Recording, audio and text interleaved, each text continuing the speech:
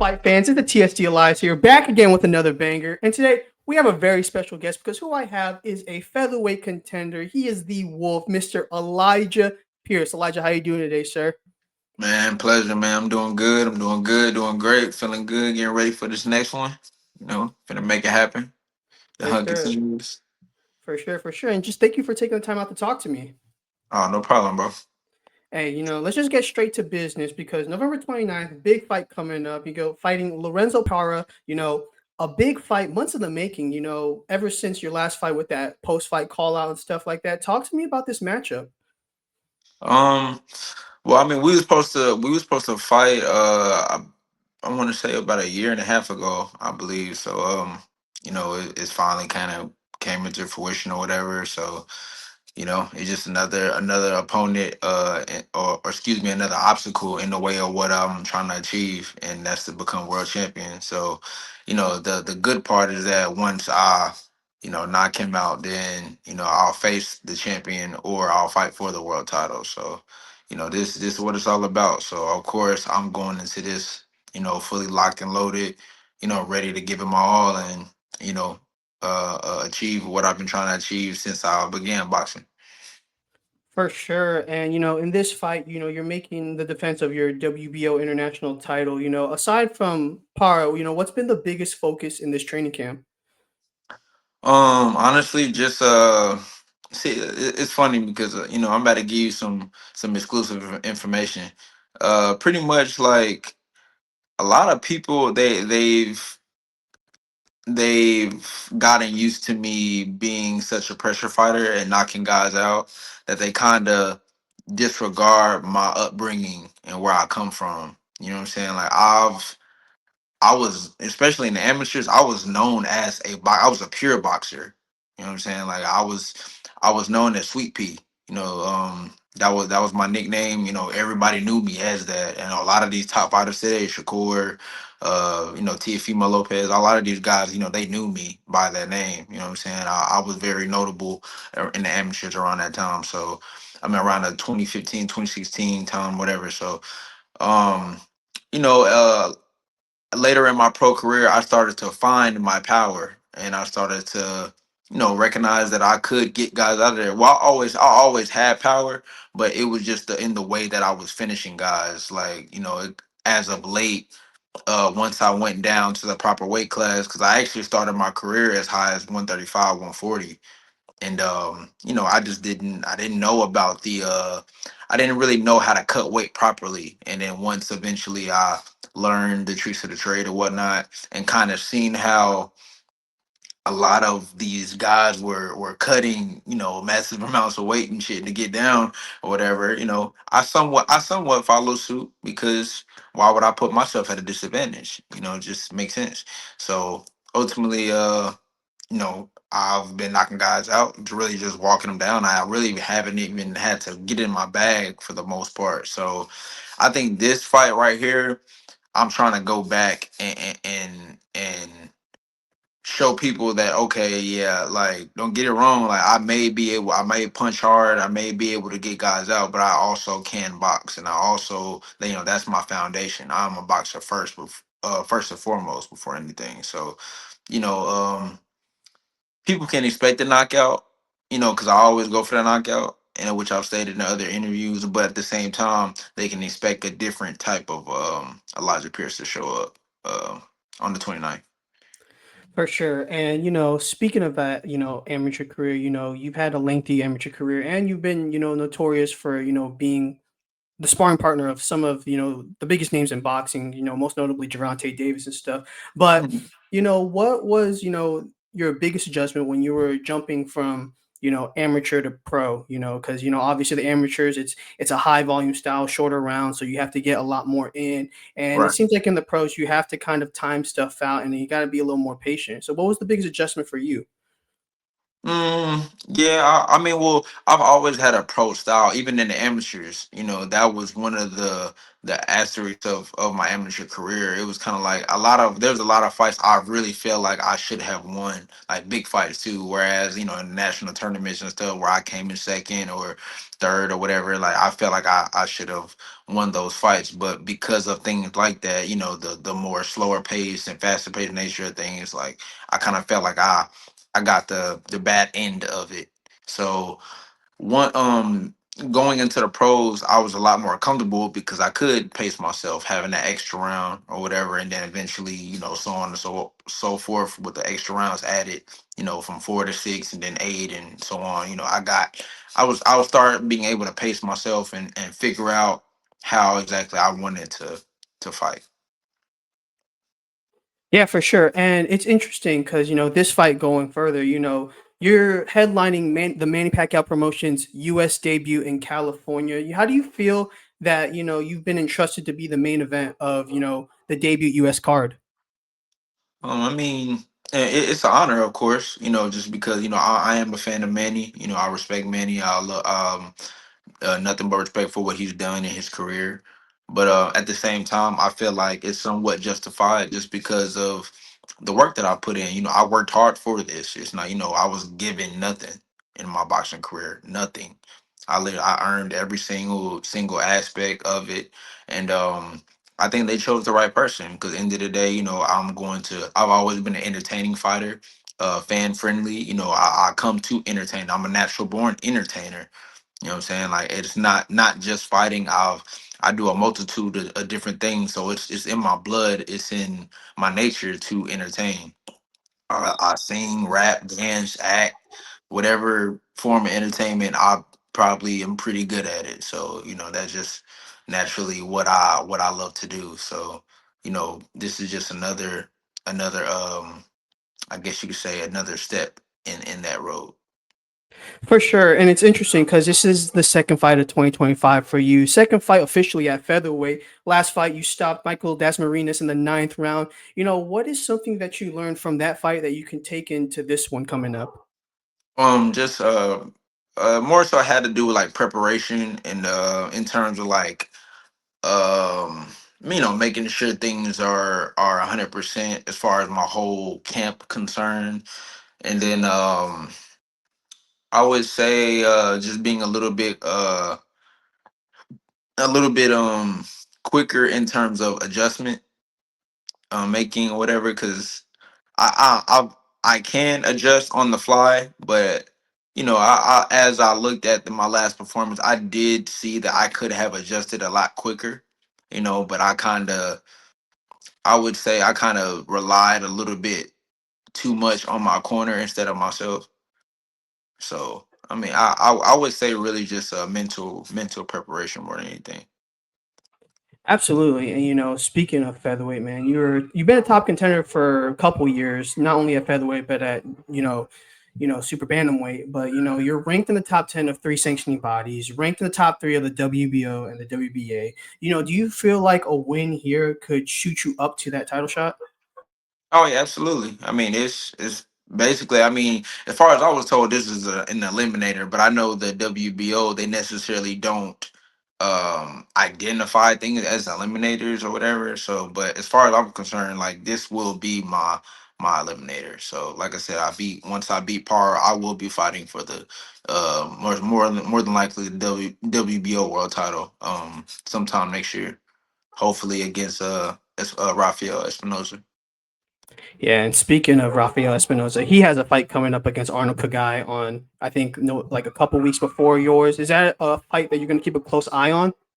Yeah, for sure. You know, I'll definitely be tuned in and see what happens. I mean, regardless, I've never been the type to be so concerned about my opponents, but at the end of the day, you know, I'm learning and I continue to evolve and become smarter as time goes. So, you know, I'll definitely be tuned in just to see what exactly is in store and what I have to look forward to when we meet. For sure. And you've jumped into a featherweight division that's arguably the most open division in boxing. Obviously, four separate world champions, a lot of them, just kind of defending their belts, a lot of tough competition at below the champions too, including yourself. So, what are your thoughts on the featherweight division right now? Yeah, I mean it's a lot of good guys. I mean, a lot of the champions, they're good as well. I mean, ultimately, I see myself as being one of them, a part of them, or whatever. I mean, I do plan to go up again after I win the title. I like to campaign at 130, and I think 30, I'll probably end up going undisputed, trying to go undisputed at 130, and so that's pretty much my plan as of now. But we'll see. Well, how things kind of transpire. But I know that I will be champion at featherweight. I will become one of the champions at featherweight. For sure. And we'll get back to that in a second. But speaking of 130, one of the world champions at featherweight that's moving up to 130 is cool boy Stephen Fulton. You have had your run-ins with Stephen, especially, last year ahead of the Tank and Frank Martin fight. What kind of is the situation there? Is that a fight that you're kind of looking forward to getting when you move up? Absolutely. Absolutely. I mean, it's one of the fights that I feel like will be mandatory for me to, that'll be one of the yeah, I would say just the mandatory fights I'll have to get. I mean, if I'm champion, well, I mean, although I'll be champion at 126 or whatever, once I move up, I'm sure I'll be, a contender for one of the titles at 30. So if he is, if he, let's say he does hypothetically beat Oshaki Foster, which I don't think he will, but if he does happen to beat him, then I feel like that'll ultimately, I would be the next best case to fight him, considering our disdain for each other and whatnot. So I feel like that would be a smart fight that I feel like everybody would like to see, and had me having proved myself becoming the champion, there's no reason he'd be able to duck it, or no reason for him to not want to do that fight. For sure. And it seemed like when you guys talked last year in that little altercation, it seemed like he was like brushing off a little bit, not trying to like read into things. But did you feel like when you were telling him about trying to make the fight and explaining stuff, you felt like he was brushing you off? Absolutely. I mean, in which that I felt like I mean, that was kind of one of the disrespectful parts about it to me, that I took as disrespect, just because ultimately, like I said, even as you said, I've been at the top of the spectrum for a minute now. It's not like I'm just now finding my way. I had been around the top for a minute. I just haven't had my opportunity yet, but in which that's coming. And I kind of feel like he tried to go Hollywood about it, because he knows, I believe he knows that I'm a dangerous fight. I mean, he can try to downplay me as if I'm mediocre or whatever, and that's his opinion. He's entitled to his opinion, but end of the day, I'm coming for him, and I feel like once we fight, I will knock him out, and I'm completely 100%, 1,000% sure that that will happen. Yeah, I definitely think like a fight between you two is going to be one that like I think might be slept on, but it's one that, at least for boxing peers, would be something that would be very highly anticipated. Could be something Right. that, OTX could put on as a main event. That could be like a big major fight for that promotion. Um, you know, I doubt that OTX probably would be able to do such a fight, just because of the cool boy is a unified champion, mhm. so um there would be a lot on the line, and then especially if he does, like I said, happen to beat Oshaki, he'd be a three division champion. So at that. So I mean, who knows? But bottom line, I've never been shy of trying to earn my spot. You know what I'm saying? I want to earn my shot. I want to be renowned as one of the top fighters in the world, and beating Para is the next step in that.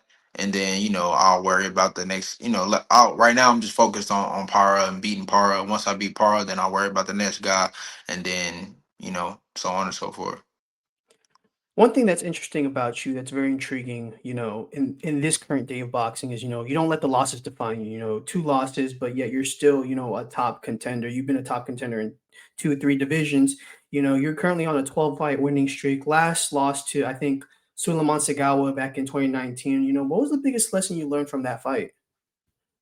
Just you can't expect to be of sound mind if you're not. I mean, excuse me. You can't expect to be of sound mind inside the ring if you're not outside the ring, and where I think that's the one thing that I probably hate the most about boxing is that the fans and just the public in general, like the reception that we get as fighters, like we don't really get any respect when it as it regards outside living or outside, uh um just communication period. Like it don't matter. It's like however you perform in the ring, that's what you're known by. That's just what it is. So it didn't matter that I was going through what I was going through outside the ring, and it affected my performance inside. I got in the ring, I fought, and I didn't measure up that day, and that's what it is. I got that loss in my record, and so really the biggest lesson was there was just like I said, making sure that whenever I step inside that ring, I'm 100%. And that's really it. Yeah, for sure. And it's interesting because, it seems like in boxing, a lot for the most part in boxing, it seems like you get a loss and it's almost like the end of your career or your opportunity stop. Right. And you really, like I said, you haven't let that define you. You've even posted on Instagram, talking about arguably some of the greats, getting world title wins after 2 losses. Manny Pacquiao won his first world title after 2 losses, and you're looking to do that same thing. Are you trying to redefine, kind of like a career path and kind of opportunities, after, taking those losses? Yeah, I mean, because really, like, I mean, obviously, with the example set forth, I mean, like I said, Manny's a legend, and look at what he's done. Like I said, after those 2 losses, so I mean, that should already tell you there that these losses don't define you, and they shouldn't. You shouldn't be regarded and just stained by them, and that was the whole thing about fighting back in the day. And it's like people said all the time how they want things to go back, to how it was previously, but it's like we don't really follow suit or act in that manner, so it doesn't really make sense to me. But at the end of the day, it is what it is. Like I said, I know in my heart, I know why I lost both fights that I did lose, and nobody will beat 100% focused Elijah Pierce, and I genuinely believe that. And I've proven it, 12 times, and I'll continue to do it a 13th. For sure. And, I kind of want to get into, your promotional side of things. Speaking of overtime boxing, man, you seem to be the main guy on the men's side of things. Obviously they have two, amazing world champions on the women's side, but they're still looking to break into that in the men's divisions. And you're the Right. closest thing to that, man. And it seems like they're positioning you that way too. How's it feel that you're the leading the way, for this, still upstart promotion in overtime boxing that's still trying to, make its claim in the sport? Yeah, well, like I said, that was one of the focals of why I signed with them.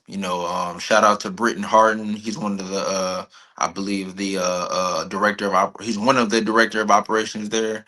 He was the one who made me really feel very comfortable with signing with overtime. And ultimately, and I tried to tell a lot of the head executives of overtime that I would be the guy. I knew I would be the guy because there was a period where I feel like they were trying to usurp other guys over me, and they kind of wanted to position them, but they didn't necessarily make the cut. They end up losing and so on and so forth. And I tried to, and I made sure to let them know I will be the guy.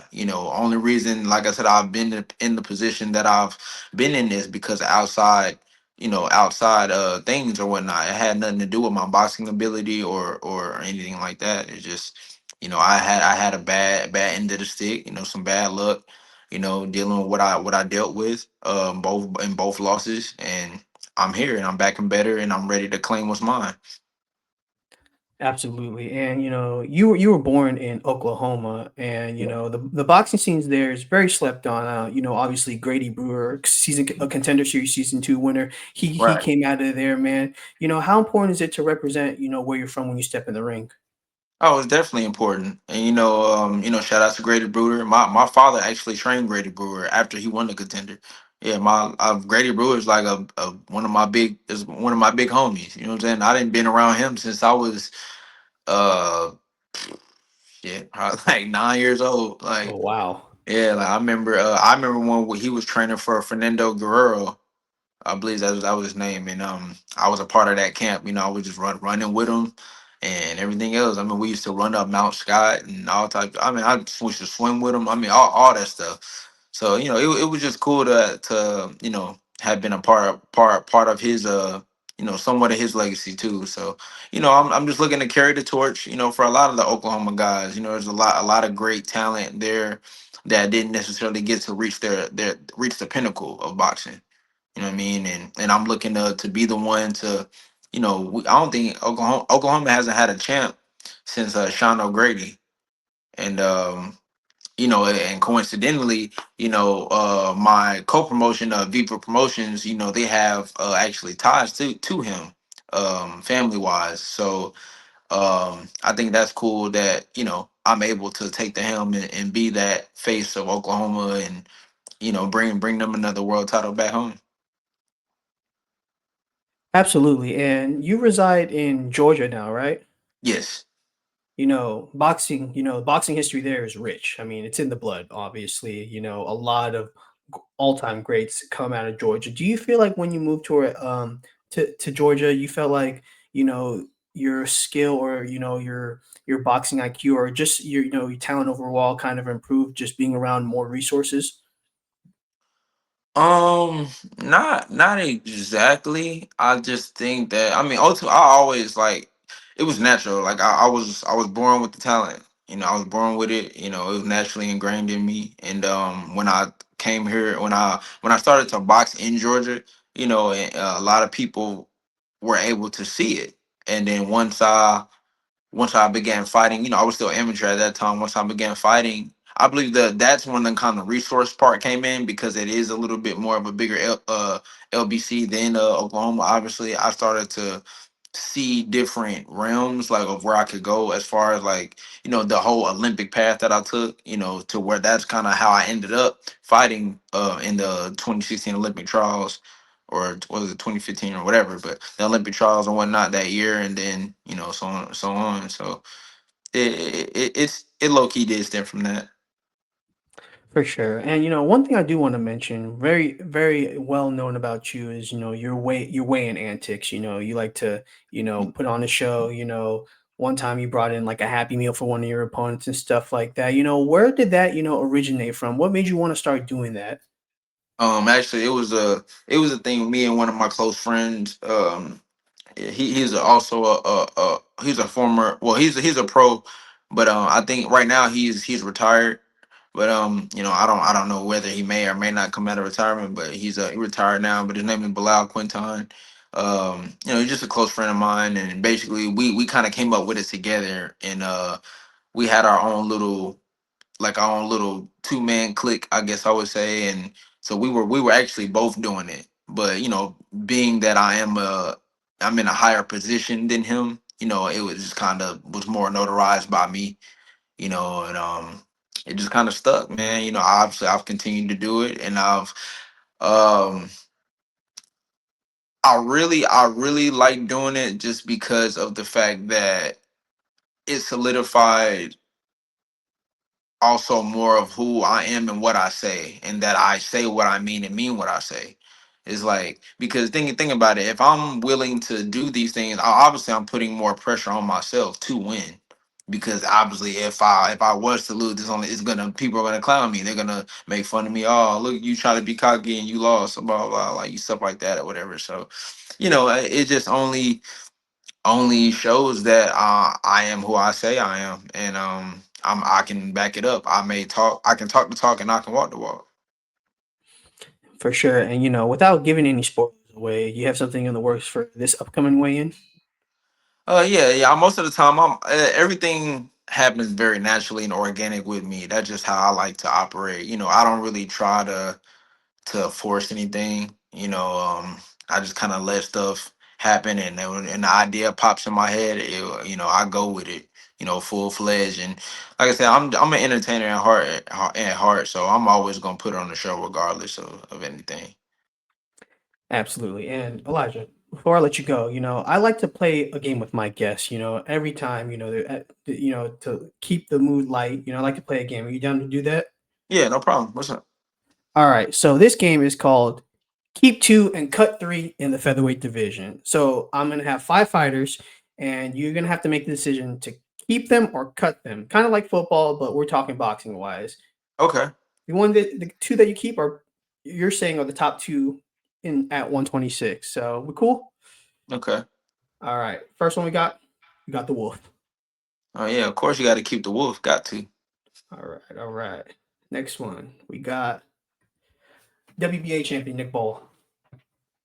Yeah, I want to scrap. Yeah, he's holding the belt, and I actually was supposed to fight him as of recently, but I don't. I believe that he.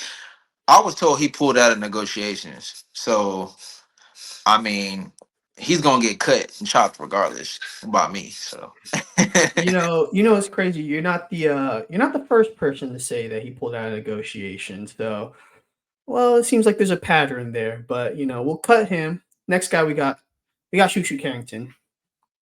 yeah, I'll keep my guy, man. Like Bruce, like I said, I've said this, a number of times, and because a lot of people want to see me and him fight, and which we will. I have no doubt with that we'll eventually meet up.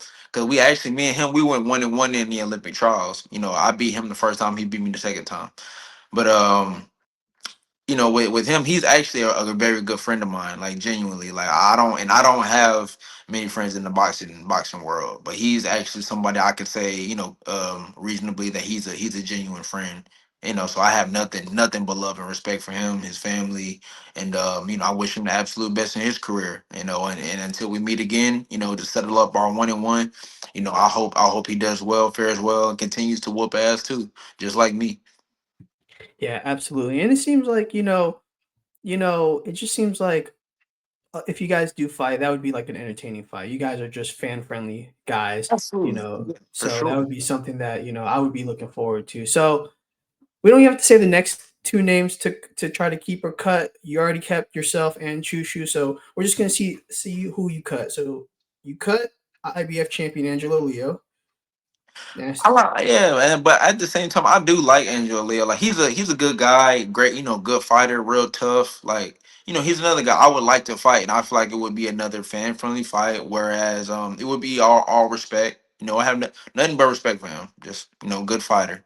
Yeah, absolutely. Yeah, and it's just a game, so like it's only two people. The options are Oh, slim, but the last guy is Rafael Espinoza.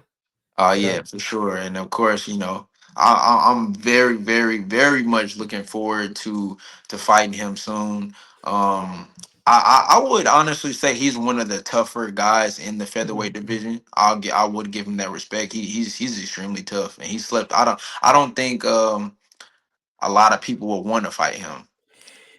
It just seems like, his length is so rare for Yeah, featherweight. He's for just so sure. tall. It's hard to game plan around him. So, but I mean, it would be a very interesting fight, and just like yourself, he's a guy that kind of under the radar. Not a lot of guys are aiming to fight, but there is it. Do you feel like out of all the four champions, even aside from him, kind of being mandatory, is Espinosa the one world champion that you want to fight the most?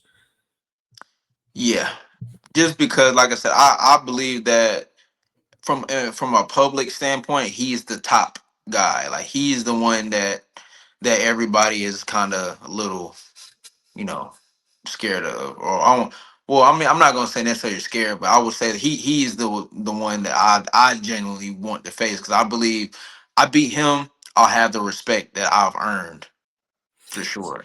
It's almost like he's the highest risk with like the lowest reward. Right, almost. right.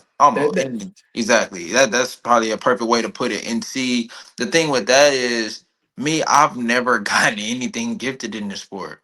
You know, this is a poor man's sport, man. I've never got no gifts. I've never gotten any like everything I've got in my career I've earned and I've fought my ass off for. So like you just said, even if it is necessarily, I mean, and not necessarily a low reward. 'Cause he's champion. I become champion, so that's the greatest reward. But end of the day, you know, it'd be a tough. Do I believe it'd be a tough ass fight? Absolutely. Like, cause he's not no slouch. Dude is he's tough. He's very tough.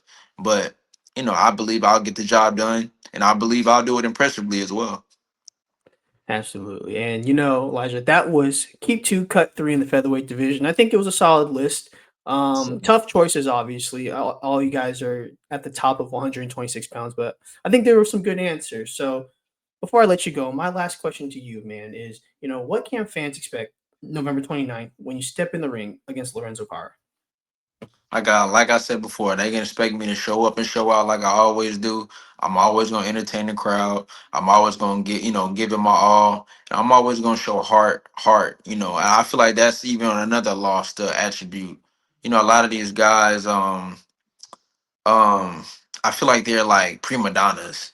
Some of them are, not saying all of them, but I feel like some of them they've been in the spotlight. They've been in the just in that realm for a while. So it's like they're not hungry during like at least like someone like I am. I'm hungry to prove and show and prove that I am the top of the spectrum and I deserve to be there with those guys and I can surpass a lot of them. And I really don't think any of those guys beat a focused and 100% prepared Elijah Pierce. I just don't. And until I get in the ring and prove it, then I'm always gonna think that. So I'm looking forward to it. It's gonna be a hell of a show. I believe that I'll get even more credit because a lot of people I've been hearing a lot of chatter about me fighting Omar Trinidad, Mm. and I know that Para and Omar Trinidad they just fought to a draw and whatnot. So that's why I guess it's cool that that the Para fight is now happening, so I can go ahead and kind of separate myself from those two gentlemen and whatnot. Because honestly, I believe I'll stop Omar Trinidad. I believe I'll stop him, and just like I plan to stop Lorenzo Parra. So it's levels, and I'm looking to show that November 29th. So everybody stay tuned. The hunt continues, and it's gonna be it's going down. The Wolf is on the hunt, and next month he's looking for a world title shot. Elijah, thank you so much for the time, and I wish you nothing but the best of luck on November 29th. Thank you, bro. And like I said, and you feel free to reach out anytime. You want to interview again, and after I get this victory, looking forward to speaking again.